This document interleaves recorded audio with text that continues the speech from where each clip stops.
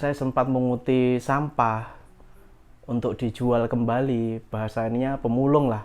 Iya, itu memang saya lakukan. Jadi bungkus-bungkus rokok itu saya masukkan ke kresek. Dan saya tidak malu dengan hal itu. Kenapa? Karena prinsip saya menyambung hidup. Rasa sakit itu akan menguatkan. Jadi susah itu akan membuat diri Anda bertahan, berjuang.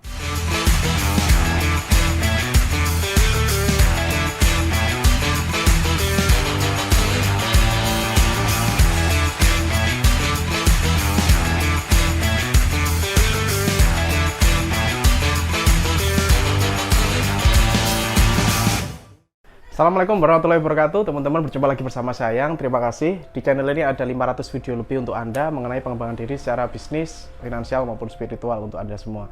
Nah, pada kali ini saya akan membahas suatu prinsip yang jika Anda terapkan dalam mengelola keuangan, insya Allah nanti uang Anda akan bertumbuh dan Anda akan bertambah kaya. Ya, cara ini saya praktekkan ketika saya mengawali semua bisnis saya dari nol bahkan minus. Saya punya utang ketika saya mulai mengawali karir saya di dunia bisnis. Saya akan share kepada Anda semua bagaimana saya mengelola uang saya dan hingga menjadi besar, hingga menjadi banyak, dan saya memiliki beberapa perusahaan yang semuanya sudah jalan tanpa saya. Saya akan bahas di video ini, simak sampai selesai. Dan teman-teman silakan bisa menuliskan doa terbaik Anda di komentar ya, agar diaminkan oleh ratusan ribu viewer channel ini. Harapannya adalah ketika Anda menuliskan doa di komentar, doa Anda akan cepat terwujud. Silakan tuliskan doa terbaik Anda di komentar. Jika Anda yang menonton video ini dan Anda memiliki amanah atau Anda memiliki utang, Anda harus ingat bahwa Anda tidak sendirian. Karena banyak sekali orang yang punya utang. Di dunia ini, di bumi ini tuh banyak orang yang punya utang. Bahkan ketika saya pun dulu waktu mengawali usaha, mulai berkarir, itu saya juga ada tanggungan utang keluarga, itu ya, yang akhirnya lunas. Pokoknya begini, ketika Anda memiliki amanah atau utang, Anda harus yakin suatu hari nanti utang itu akan lunas. Jadi Anda harus punya dulu keyakinan itu, dan itu juga yang saya lakukan dulu. Jadi saya punya keyakinan 100% bahwa utang amanah saya itu lunas. Ya, dan tidak menambah utang lagi, tidak menambah utang lagi. Artinya kalau saya dulu itu berusaha fokus untuk melunasi utang yang ada, negosiasi gitu ya, dan tidak menambah utang. Karena saya tahu bahwa semakin banyak utang, otomatis pikiran kreatif saya tidak akan tumbuh. Itu mindset saya. Kalau utang tambah banyak, bukannya tambah berkembang bisnisnya, tapi otak kreatif kita itu akan hilang, dan saya tidak mau hal tersebut ada di pikiran saya, ya. Yang saya lakukan adalah saya negosiasi yang bisa ditempo, yang urgent harus dibayar ya dibayar dulu. Itu yang saya lakukan, dan alhamdulillah lunas. Oke. Ketika saya dalam proses tersebut, proses melunasi utang, karena saya kan membarengkan ya, melunasi utang dengan membangun bisnis, membangun usaha. Itu yang saya lakukan adalah saya menekan gaya hidup serendah-rendahnya. Jujur, saya bahkan di saat itu tidak punya yang namanya motor. Saya tidak punya sepeda motor, teman-teman. Yang saya lakukan adalah sewa pakai. Jadi uang 1.500.000 atau 2 juta tidak saya belikan motor karena nggak cukup gitu ya, uangnya untuk beli motor nggak cukup. Akhirnya saya pinjam atau sewa pakai. Ya, saya tidak kredit lagi, saya nggak mau lagi menambah hutang. Jadi prinsipnya di situ. Jadi saya menekan gengsi saya tekan serendah-rendahnya. Saya hanya bisanya sewa pakai motor Cina, dan itu saya lakukan. Nah, artinya hari ini teman-teman, kalau Anda hari ini masih dalam kesusahan uang, dalam arti kehidupan Anda belum stabil, keuangan Anda belum oke, ini yang ingin saya share kepada Anda. Jangan dulu ke gaya hidup. Ingat, jangan dulu ke gaya hidup. Saya dulu memakai baju ya seadanya, ya. Tidak jarang saya beli baju. Terus jarang sekali saya beli baju. Mungkin Anda suatu hari kalau ketemu sama saya, mungkin ketemu sama istri saya tuh jarang sekali beli baju gitu. Bahkan dibelikan istri baru saya pakai gitu. Kalau enggak ya saya pakai yang ada aja. Sampai sekarang bahkan kebiasaan itu masih terjadi. Jadi saya itu menekan benar-benar. Dan tidak yang namanya kredit rumah dan sebagainya, kredit mobil, tidak. Dulu iya, tetapi akhirnya saya nggak bisa bayar. Ini jujur aja, saya nggak bisa bayar. Saya kembalikan itu, ya udah. Uang saya hilang nggak apa-apa, udah. Yang penting saya sudah tidak terbebani dengan utang. Ya, karena utang ini benar-benar akan menghambat pertumbuhan Anda. pertumbuhan saya jujur aja saya sangat terhambat. Nah, ketika saya sudah lepas dari belenggu utang tersebut, alhamdulillah grafik kehidupan saya naik karena pikiran saya jadi encer. Ya, ini yang saya lakukan. Jika hari ini Anda memiliki sebuah masalah tentang keuangan, bingung mencari penghasilan dan sebagainya, saya sedang membuka kelas yang namanya X Mentoring. Di X Mentoring Anda akan belajar bagaimana caranya membangun aset yang bisa menghasilkan penghasilan yang terus-menerus dari ide, hobi, atau pengalaman Anda. Dan itu semuanya sudah saya buktikan. Dan Anda juga akan saya ajari bagaimana caranya bikin produk sendiri dengan mudah, dengan modal minim, dan bagaimana caranya melariskan. Pelatihan ini berlangsung selama 5 hari langsung bersama saya. Langsung saya yang bimbing Anda mulai dari nol. Cek linknya ada di link deskripsi xmentoring.id. Saya tunggu Anda di kelas. Budaya gengsi. Budaya gengsi ini adalah budaya orang mental miskin. Nah, kalau hari ini Anda masih dalam proses merintis atau bahkan mau menaiki tangga, Anda bangun usaha dari awal, dari nol. Anda bukan dari keturunan orang yang kaya, bapak Anda nggak kaya, mbah Anda nggak kaya, dan satu-satunya penopang dalam diri Anda ya Anda sendiri. Maka Anda harus bisa menghilangkan budaya gengsi ini dulu di dalam hidup Anda. Yang saya lakukan adalah saya tidak malu. Jadi saya punya prinsip ketika saya melakukan sesuatu dan itu tidak merugikan orang lain, saya nggak nyolong dan saya tidak bikin orang lain susah gitu ya, itu saya lakukan. Jadi saya tidak peduli dengan apa yang saya lakukan. Saya sempat menjadi pengamen, saya sempat jadi tukang cuci piring, ya. Saya sempat menguti sampah untuk dijual kembali, bahasanya pemulung lah. Iya, itu memang saya lakukan. Jadi bungkus-bungkus rokok itu saya masukkan ke kresek. Dan saya tidak malu dengan hal itu. Kenapa? Karena prinsip saya menyambung hidup, gitu ya. Jadi saya berusaha untuk tidak minta uang kepada orang tua saya karena orang tua saya juga lagi susah. Nggak mungkin dong saya minta uang ke mereka. Jadi saya lakukan apapun yang penting saya bisa makan, saya bisa hidup. Itu yang saya alami pertama kali. Dan itu alhamdulillah mindset itu sampai terbangun sampai sekarang. Jadi mindset susah itu gini. Kalau hidup Anda susah, sebenarnya itu bagus. Kenapa? Karena rasa sakit itu akan menguatkan. Jadi susah itu akan membuat diri Anda bertahan, berjuang, ya. Beda dengan, mohon maaf nih, orang tuanya udah punya uang, orang tuanya udah kaya. Itu beda. Pengen apa dituruti, itu beda. Itu bukan saya banget di saat itu, ya.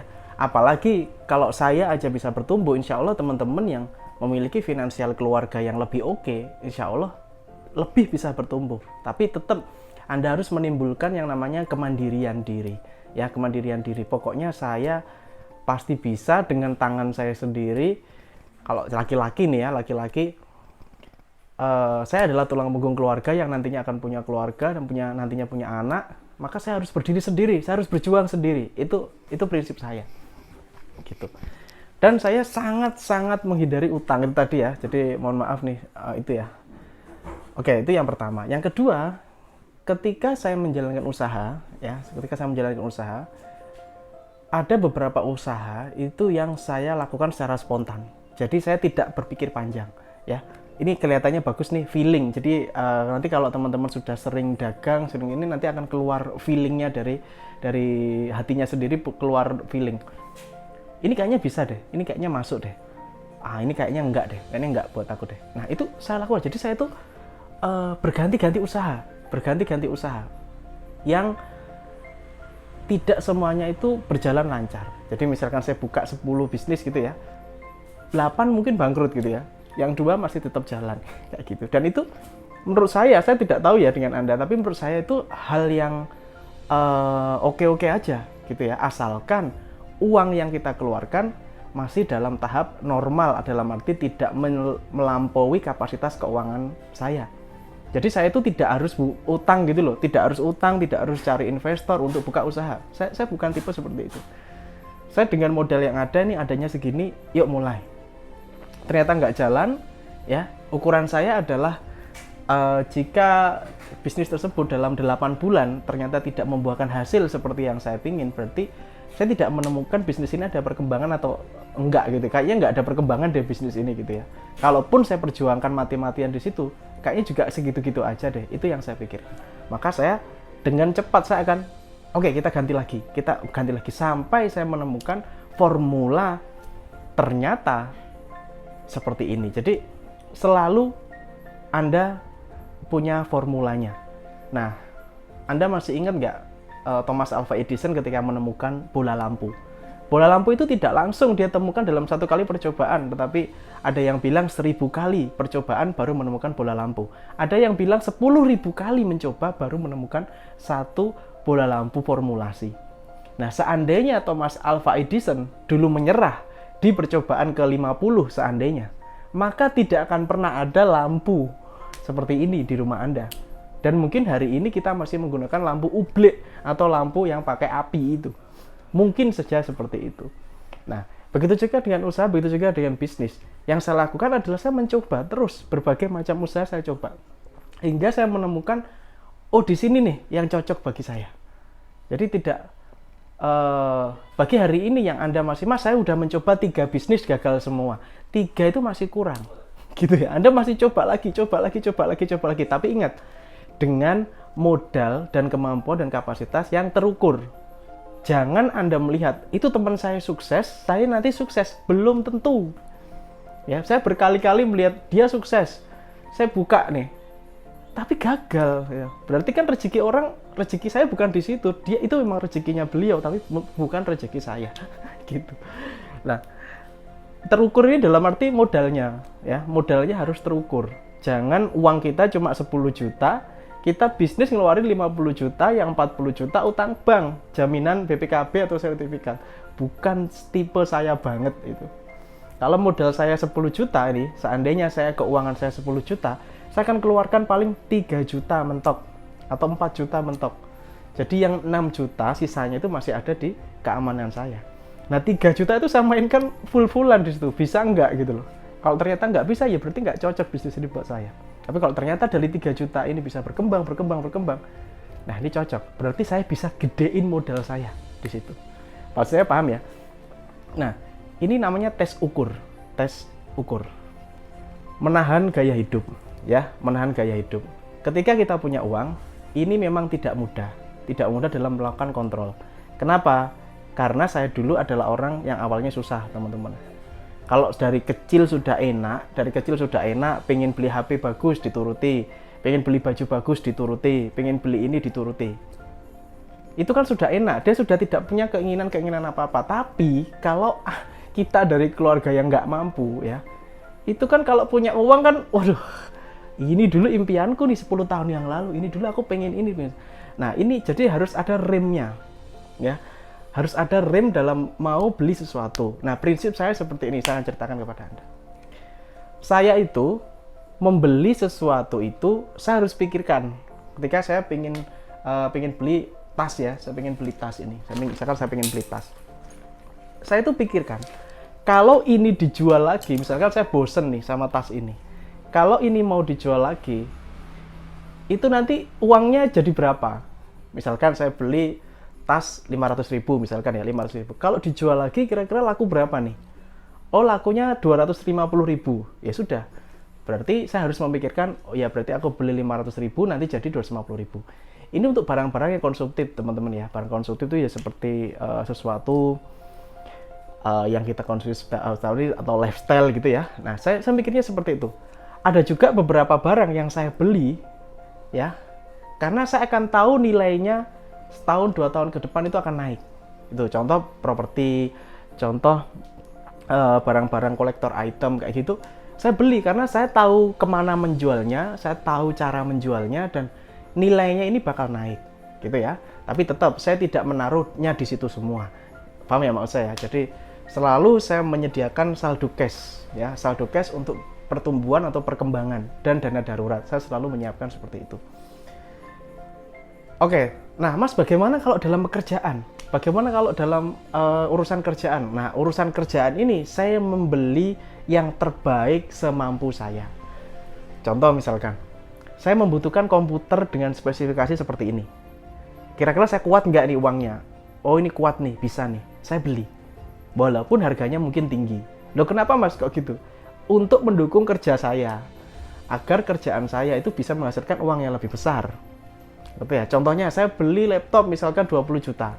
Tetapi dari laptop itu dalam 3 bulan saya mendapatkan 100 juta. Kira-kira kalau Anda jadi saya, Anda beli nggak 20 juta? Beli dong. Itu kalau saya pribadi nih ya. Tapi kalau Anda saya belum tahu. Tapi kalau saya sendiri, ketika saya membeli barang ini, efek impact-nya saya akan begini. Saya akan dapat uang segini gitu ya. Estimasinya segini. Nah kalau 20 juta, 3 bulan jadi 100 juta. Kan sudah tertutup nih modalnya untuk beli laptop ini. Paham ya maksud saya? Dalam kerjaan saya nggak main-main dalam mengeluarkan uang. Ya saya nggak main-main, saya totalkan karena memang ini bekerja. Contoh lagi misalkan sesuatu udah HP nih, HP untuk kerja ternyata udah nggak asik. Dalam arti sudah mulai lemot dan sudah mulai. Tapi ini buat bekerja. Ini buat bekerja, bukan kita buat happy-happy, bukan. Ya ini buat bekerja. Ya saya belikan lagi, saya upgrade HP saya untuk menjadi lebih baik sesuai spesifikasi yang saya inginkan. Kenapa? Karena itu akan menghasilkan uang yang lebih besar. Jadi sesuatu yang bisa menghasilkan uang lebih besar, saya akan totalitaskan ke situ. Kalau dalam bentuknya gear atau barang. Saya akan menyebutnya itu dalam pembukuan pribadi saya inventory atau gear saya. Dan saya bisa katakan itu aset juga sih sebenarnya. Belajar mengelola uang sendiri, itu yang saya lakukan. Artinya saya bukan tipe orang yang titip dana. Saya bukan orang yang, bro ini ada investasi bagus nih, gini, store-nya kesini, enggak. Saya bukan orang yang tipe seperti itu. Kenapa? Kita nggak usah ngomong itu deh. Kita ngomong kita minjemi utang ke orang lah. Kita logika aja lah. Kita itu ngutangi orang atau bahkan saudara kita sendiri, mungkin teman dekat kita dan sebagainya. Itu aja banyak yang nggak bayar, gitu loh. Artinya kalau menyerahkan sejumlah uang kepada orang yang nggak saya kenal, apalagi. Jadi prinsip saya adalah ketika saya minjemi uang atau apa, itu sudah saya anggap hilang, gitu ya. Jadi sudah saya anggap sedekah gitu di awal. Jadi saya tidak terlalu ya ini kan, itu kan berarti seuzon Mas. Iya bisa dikatakan seperti itu juga. Dan itu adalah prinsip saya memang. Karena ya kita melihat kenyataannya memang seperti itu. Saya bukan tipe orang yang suka pinter nagih. Teriak-teriak, nagih ke rumahnya, ngejar ke rumahnya. Saya bukan tipe orang seperti itu. Oleh karena itu saya mending ketika ada temen minjem, saya bilang, ini aku bisanya bantu sekian deh, gitu. Lebih baik aku begitu gitu daripada nanti malah terjadi utang piutang, malah pertemanan, persahabatan jadi ambiar gitu ya. Malah nanti kita nggak berteman gara-gara utang piutang, kejar-kejaran, saling marah-marahan, bikin emosi, buang waktu. Saya mending kalau saya misalkan mau tolak, ya saya tolak. Mohon maaf, saya belum ada anggaran untuk minjemi orang untuk hari ini. Saya bilang gitu, atau saya bilang ya ini untuk kamu aja deh gitu. Aku bilang nggak usah dibalikin, kadang begitu juga ya. Nah karena nanti kalau aku bilang suruh balikin, nanti takutnya dia beban gitu loh, kan kita temenan nih, masa gitu. Nah itu yang saya lakukan. Jadi saya itu fokus dengan memutar uang saya sendiri, membesarkan bisnis sendiri dalam kontrol saya. Mas berarti nggak pernah dong kerja sama orang? Untuk hari ini saya memang tidak ada sama sekali kerja sama orang. Kalau dulu sih iya, dulu kerjasama gitu. Tapi kerjasama itu kan kadang bisa oke, kadang bisa enggak gitu loh. Jadi mending di usaha yang bisa saya kontrol sendiri. Menurut saya ini lebih aman dan lebih menyenangkan gitu ya. Jadi misalkan saya ingin tambah karyawan nih, oke saya tambah. Oh ya, ini gimana. Jadi saya tuh ngerti gitu loh. Saya ngerti keamanan dana saya. Baik, terus saya itu orangnya nyatet ya. Jadi saya catat pemasukan saya catat pengeluaran saya. Sehingga saya tahu persis nih berapa pemasukan, berapa pengeluaran. Dan itu penting banget. Dan itu memang sudah saya disiplinkan secara pribadi. Jadi saya bisa tahu nih, ini omset bulan ini kok naik, itu karena apa? Itu omset hari ini kok turun, itu kenapa? Gitu. Jadi saya bisa koreksi lah, Oh ya, ini penjualan ini naik, berarti saya kasih bonus untuk staff atau karyawan yang dia benar-benar fight di situ, berjuang di situ ya. Itu yang saya lakukan. Ini penting banget. Banyak orang tidak mencatat pemasukannya sehingga dia tidak tahu goalnya itu berapa. Contohnya nih, bulan ini dapat 10 juta.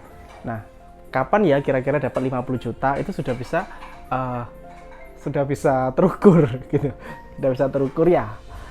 Nah artinya ya itu tadi deh, sangat menghitung lah sebenarnya dari pemasukan berapa, pengeluaran berapa. Jadi nggak over budget gitu. Kalau misalkan pengeluaran lebih banyak ya saya minta istri saya ini diirit nih gitu, ini pengeluaran ini dihilangkan nih, atau dikurangi atau gimana, atau diakali lah biar dia bisa lebih turun pengeluarannya. Itu yang saya lakukan. Ini penting banget nih ya, pengeluaran dan pemasukan secara personal atau pribadi. Nah, untuk tips terakhir menurut saya, usahakan selalu tangan Anda di atas. Itu penting banget. Jadi usahakan tangan Anda selalu di atas, walaupun mungkin Anda hari ini juga lagi kesusahan uang.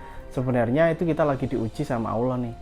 Ini orang ini kondisinya kan lagi minim, mau nggak dia ngasih orang, tapi tetap usahakan tangan Anda di atas ya. Jangan jadi tangan di bawah. Sebisa mungkin jangan jadi tangan di bawah ya, karena kalau tangan di bawah itu nanti bisa jadi Anda kebiasaan gitu loh ya. Jadi tangan di atas. Gimana tangan di atas ya Allah? Di atas. Udah kok gitu. Tangan di atas itu artinya suka memberi ya. Suka memberi ya Wah. Suka memberi dalam kondisi apapun. Meskipun kita lagi susah uang juga ya, kita tetap pasti ada lah. Dan ingat teman-teman, ketika kita memberi sesuatu kepada orang lain, jangan pernah berharap Anda akan diberikan uang atau diberikan uang sesuatu dari orang yang sama. Gitu ya. Jadi misalkan Anda ngasih uang ke A, jangan Anda berharap kepada A. Itu loh, berharapnya tetap kepada Allah Subhanahu wa taala. Jadi nanti Tuhan akan memberikan kita timbal balik, entah dari perantara A atau perantara siapa, saya tidak tahu. Yang jelas yakin aja bahwa gelundung, bahwa jika kita memberi, kita tidak akan habis, justru malah akan bertambah. Ini satu prinsip. Baik, itu tadi ya videonya teman-teman, semoga bisa bermanfaat. Assalamualaikum warahmatullahi wabarakatuh. Have a nice day and good luck. Salam laris manis. Gimana Wah? Salam laris manis. Nah, loh, salamnya mana? Salam laris manis gitu. Nah, gimana? Salam.